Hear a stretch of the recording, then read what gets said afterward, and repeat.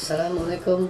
Hai rekan-rekan planters, saya Aan 4, asisten animasi N4, akan menyampaikan SOP panen kelapa sawit di PT Perkebunan Nusantara 4. Untuk rekan-rekan semua, ayo semangat! Standar Operation Procedure panen kelapa sawit PT Perkebunan Nusantara 4. Beberapa hal wajib diketahui sebelum pelaksanaan panen. Kriteria matang panen. Kriteria matang panen dan fraksi di PT PN 4. Kapel dan rotasi panen, yaitu pembagian luasan TM Afdeling menjadi 8 bagian untuk satu kali rotasi panen, yaitu 9 sampai 10 hari. Sistem penghancakan panen. Pembagian luasan kapel panen untuk masing-masing pemanen, yaitu 2 hektar sampai 3,5 hektar. Taksasi panen. Perkiraan produksi panen harian berdasarkan angka kerapatan panen yang dihitung H-1 sebelum hari panen. Organisasi panen. Para pihak yang bertanggung jawab atas kegiatan panen dalam satu kebun, mulai dari level manajer sampai dengan pemanen. Pelaksanaan panen. Rutinitas dalam lingkup panen mulai dari lingkaran pagi hingga pulang kerja. Monitoring dan evaluasi. Memastikan semua kegiatan di lapangan sesuai SOP dan sejalan dengan administrasi. Terakhir, keselamatan dan kesehatan kerja. Setiap kegiatan panen harus memenuhi prosedur K3. TBS yang boleh dipanen adalah TBS matang, yaitu ada 5 atau lebih brondolan segar per tandan di piringan, dan dilarang memanen buah F0 atau buah mentah, hanya 1-4 brondolan. Juga diharamkan memanen buah F00 atau afkir, buah tanpa brondolan. Panen dilaksanakan dengan menggunakan sistem 8 kapel dengan 9 sampai 10 hari pusingan. Artinya, luasan TM dalam satu afdeling dibagi menjadi 8 bagian untuk satu kali rotasi panen. Kapel 1 dimulai pada hari Senin dan akan kembali lagi di kapel 1 pada hari Rabu jika hari Minggu tidak panen. Ada 3 sistem penghancakan panen yang dapat disesuaikan dengan kondisi areal dan topografi. Yang pertama, hancak tetap. Hancak yang diberikan kepada pemanen setiap hari dan tidak berubah di setiap kapelnya. Yang kedua, hancak giring. Pada sistem ini, pemanen bersama-sama memanen di dalam satu blok. Setelah selesai akan berpindah ke blok lainnya. Yang ketiga, hancak giring tetap.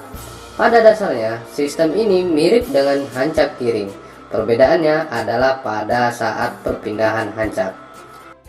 Taksasi panen adalah perkiraan produksi harian yang dilakukan H-1 sebelum panen, yang dihitung berdasarkan AKP atau angka kerapatan panen dengan 5% sampel pokok dari total jumlah pokok di blok yang akan dipanen. Dari AKP tersebut akan didapatkan estimasi tonase produksi, kebutuhan angkutan, dan jumlah pemanen yang dibutuhkan. Organisasi panen.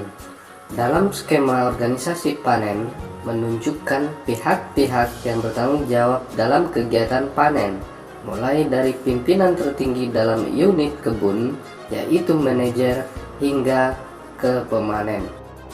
Pelaksanaan panen diawali dengan apel pagi pukul 05.30 antara asisten dan perangkat afdeling untuk pemantapan rencana kerja harian.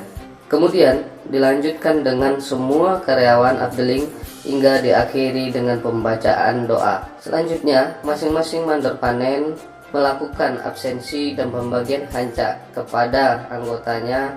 Pada pukul 7 pagi, pemanen sudah mulai panen di hancak masing-masing sesuai dengan kriteria matang panen yang berlaku. Menyusun TBS di TPH, memotong cangkam kodok, kemudian mengutip bersih semua berondolan yang ada di hancaknya. Selanjutnya, sortasi panen dilakukan terhadap seluruh tandan yang ada di TPH oleh P2B mandor 1, asisten tanaman, asisten kepala, dan manajer. Sortasi panen menggunakan kertas sortasi harian Afdeling. Kemudian, untuk pemeriksaan lancap panen, mandor panen wajib memeriksa seluruh pemanen. Mandor 1 5 pemanen per mandoran, kemudian asisten 3 pemanen per mandoran. Selanjutnya, TBS yang sudah disortasi akan dimuat, kemudian diangkut ke PKS dengan memasangkan jaring pengaman dan locis untuk menghindari kecelakaan dan kehilangan dalam perjalanan. Monitoring dan evaluasi dilaksanakan pada saat sore hari setelah pelaksanaan panen. Kegiatan monitoring mempunyai dasar dari kertas pemeriksaan yang dibuat oleh P2B, mandor panen, mandor 1, dan asisten. Kemudian, administrasi panen wajib dilakukan dengan up to date sesuai dengan formulir yang berlaku. Denda wajib diberikan kepada pemanen yang tidak mematuhi aturan atau ketentuan panen. Hal terakhir yang wajib diketahui sebelum melaksanakan kegiatan panen yaitu keselamatan dan kesehatan kerja. Setiap pekerja yang akan melaksanakan prosedur manajemen panen wajib menggunakan alat pelindung diri atau APD sesuai dengan kondisi dan tempat kerja. Berikut APD yang wajib digunakan oleh pemanen. Pertama, helm, kedua, kacamata, dan ketiga, sepatu boot.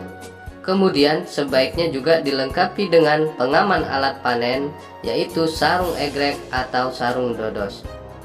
Demikian penyampaian singkat saya tentang SOP panen kelapa sawit di PT Perkebunan Nusantara 4. Saya ucapkan terima kasih kepada rekan-rekan planter semua. Sampai ketemu kembali di lain sesi.